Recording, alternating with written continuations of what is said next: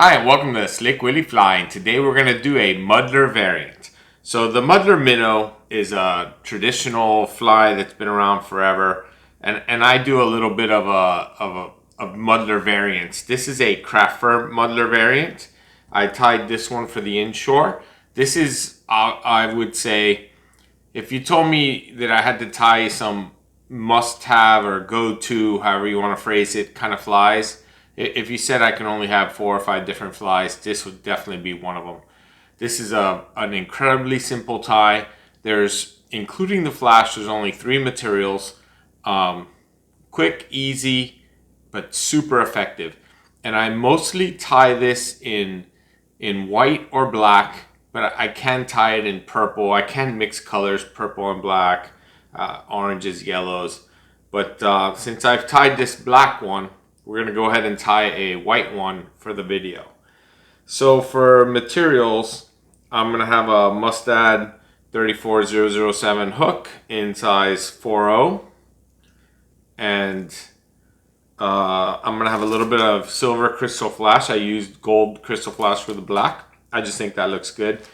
And this is a little bit interesting. So I said I was going to tie a white one. I'm actually going to tie a white variant. I'm going to use cream color craft fur, and then I'm going to use bleached deer hair. For this one, I used actual bucktail, black bucktail, and black craft fur. You know, this kind of off-white, if you will, I've had great success with this. I really like this a lot. Nothing wrong with going with bone white, but I don't know, I just like this combo. So I say we change the camera. Don't forget to hit the like and subscribe. Have a sip of your cocktail, and let's tie the fly. Alright, let's go ahead and pop this out. Start a hook. So we spoke about the hook 34007. I think I did anyway. If not, it's a Mustad 34007 in size 4.0. For thread, I've got 100 denier white. That is plenty. It's good, strong thread. I'm going to put a tiny bit of super glue on the hook like I like to do so my materials don't spin, and we'll give that a little smear. When I put my thread on now, I don't need to go super far forward because this fly, it's going to be mostly, materials are going to sit mostly on the back end of the fly. And that's only because I've got a bit of a larger hook here. So I'm going to put a little bit of bead chain on. And the bead chain is just going to be almost dead center of the hook shank. Maybe a little bit forward of center. But what that does is it'll help this fly sink slowly because it's only bead chain. And when it sinks, it's going to sink. Instead of just sinking like a jig, it should sink flat, somewhat like this. And that's kind of the goal that I'm going for.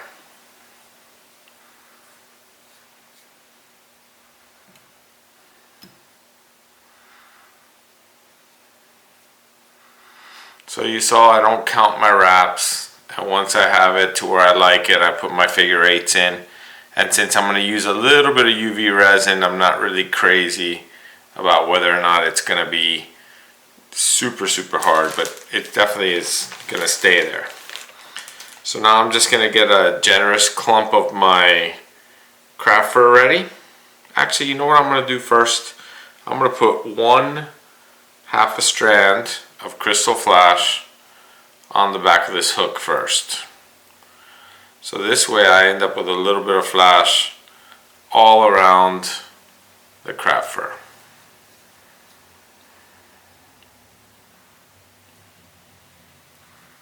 Perfect. And that just needs to just kind of be random. So now I am going to get a little bit of craft fur. I'm going to get a generous clump.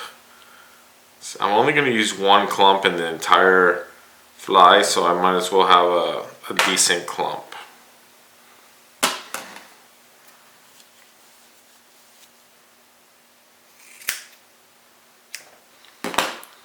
And like always, when I use craft fur, I'm going to go ahead and pull out all the shorts, because all they really do is they make it difficult for the fly to behave the way I want it to behave.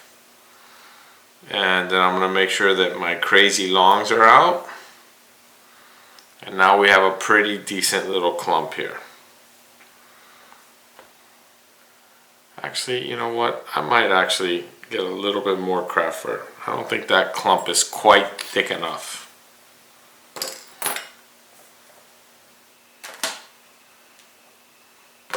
I'm going to go with exactly the same kind of prep work.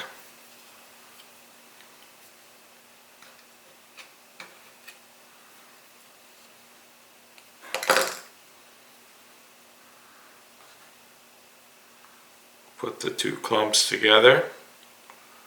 Get the tips more or less even, as even as I can anyway. That looks a lot better. A lot better. Alright, so now my length. My length, I want it to have a decent amount of length. I'm going to tie this in right at the back of the hook. But that looks about right. So I'm going to go ahead and trim this nice and even, which will make it a little bit easier to tie in. You know, this really is an absolute go-to fly for me. And the reason being is this is a very simple fly to tie. But more important than that, it's a fly that just gets bites. It just gets bites. So I'm going to put a couple of loose wraps. Now I'm going to make sure that the craft fur is distributed around the hook nicely. And now I'm going to go ahead and lock this in. And if I want to, I could trim this, and at this point I would definitely consider putting in a little additional flash. I'm going to put maybe one more on the bottom and then a couple more on the opposite side. And it's very easy to do. Just put it on the thread, start it, make sure that you like the way it ends up. Done. Perfect. Now I need to decide, do I have enough flash? Do I want any more flash? I think I want a little bit more flash. So I'm going to get maybe one or two more. I had these half lengths ready. You know what I'm going to do? I'm going to do one on each side. Is what I'm going to do. You know, flash, it's one of these kind of things that it's really kind of how people feel about it. Some people like having a generous amount of flash. Some people don't. Flash is kind of you know, that's kind of a personal choice kind of a deal. One more, just so we're somewhat even on all sides.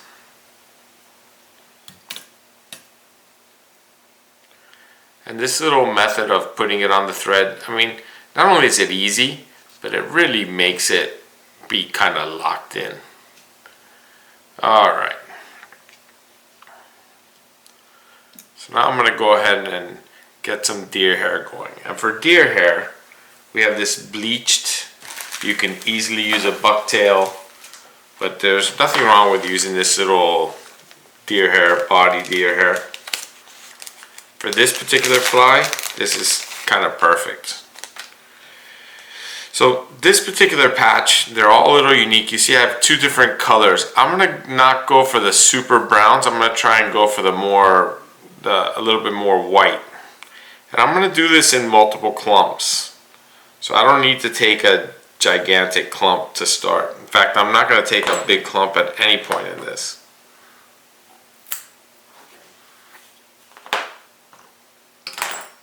And same as I did with the craft fur, I'm going to go ahead and pull out all the shorts.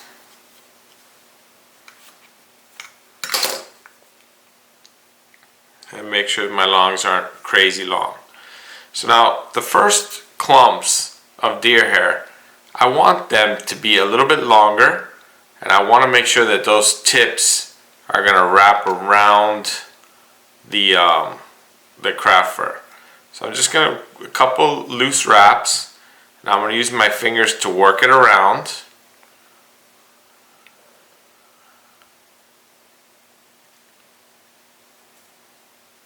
I can always add more, so I don't need to get crazy here. But before I actually start pulling tight, I want to make sure that I'm somewhat happy with what I've got. Now I can start cranking on this. And all this deer hair that started to spin up a little bit, I want to push it all towards the back, 100%.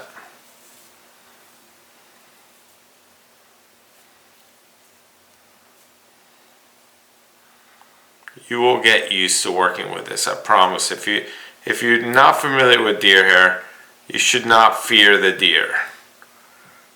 It just takes a little bit of practice, a little bit of getting used to. But there's nothing to fear here. Other than the mess you're going to make. There's going to be a little bit of deer hair everywhere. Take a needle. Make sure that this is distributed around pretty good. Yeah, I'm going to put another similar clump in towards the bottom. Probably going to end up doing, I don't know, 3-4 clumps by the time this is all done. Pulling out the shorts. Presenting that deer hair, same as before. 2 loose wraps, making sure I work it around with my fingers. Got one crazy long there, pulled it out. And now keeping that front pinched, I just kind of start working around.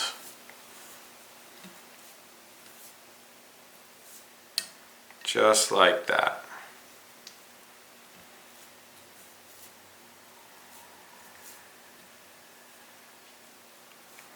Alright, so now I'm going to take another clump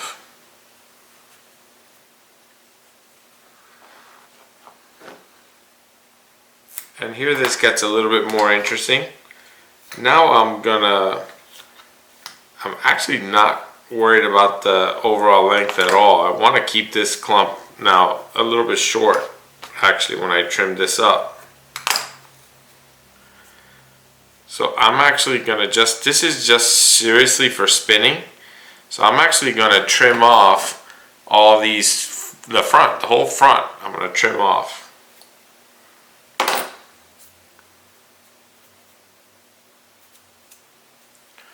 And I'm just going to put that on there right dead center. A couple of loose wraps. And now I could just spin that around. And as I work my thread through, I bring everything forward. Now I'm going to do the same thing on the bottom here.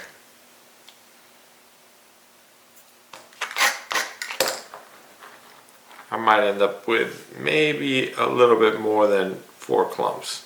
But the clumps are so small, I'm being so careful not to take any large clumps. I could have easily done this in a little bit bigger clumps.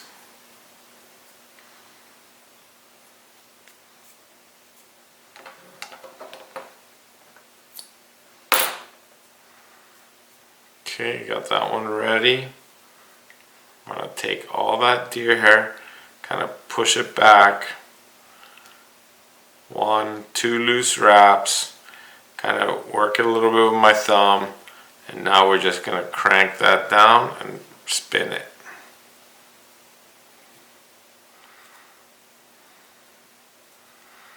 And as I work my thread through there, I kind of try to push everything forward. And I kind of weave my thread through to try and not trap so much deer hair.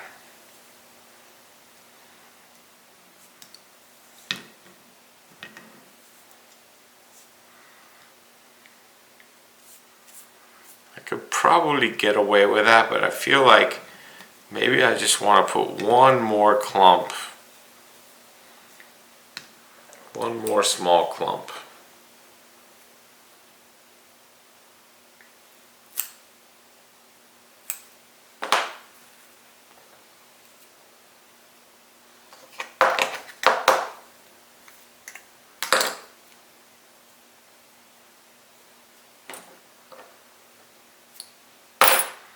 I just kind of want to make sure that I have a nice thick body right in front of the eyes. So 1, 2, now I'm going to pull it, spin it.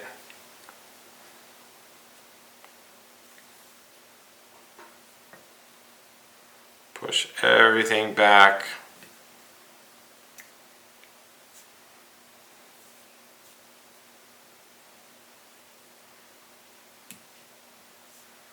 Perfect. That came out really nice. So now I have a decision to make here. Something that I didn't do on in the first fly, but I can do on this one. I'm going to go ahead and change my thread. I have a bobbin with some red thread, and I'm going to give this a little bit of a hot spot. So it's just a little whip finish here. And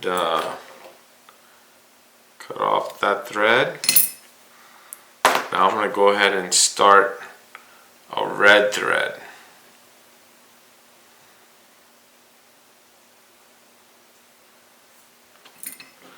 There's nothing fancy with this red thread. It's just I think it's 70 denier red,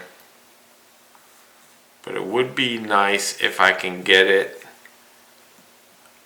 in the between the eyes here, between the bead chain.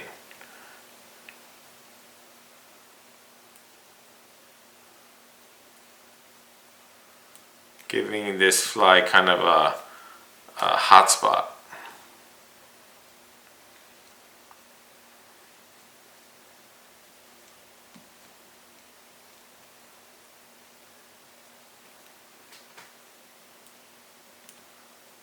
It's coming out pretty nice.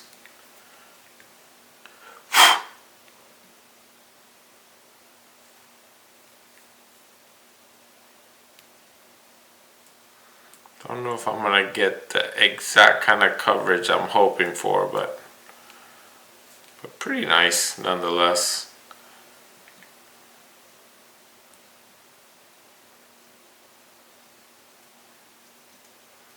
And now it's a whip finish.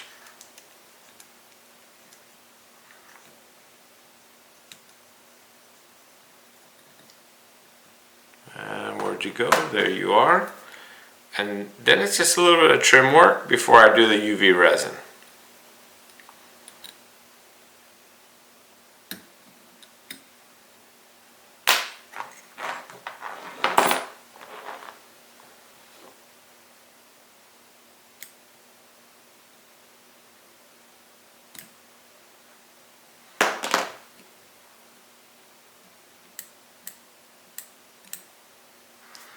Alright, so for trim work, basically, if I bring this one back, I'm just going to try and give this little torpedo shape. The bottom of the fly, which is this, I'm going to give it basically a flat top right across the bottom. The only thing I want to leave are these longer ones. And there's a reason to this. So the more material you have, the more this fly will want to float. And since I want this fly to float hook side up, I want to remove as much material as I can from the bottom. That's the whole logic behind when I trim the bottom kind of really flat. So I'm just gonna be careful. I'm just gonna take my time. You've seen me trim a lot of flies. So most likely I'm going to just fast forward through the whole trimming portion of this. And I will say one thing. When you're trimming your fly, remember, take it slow, because once you cut it, you can't put it back.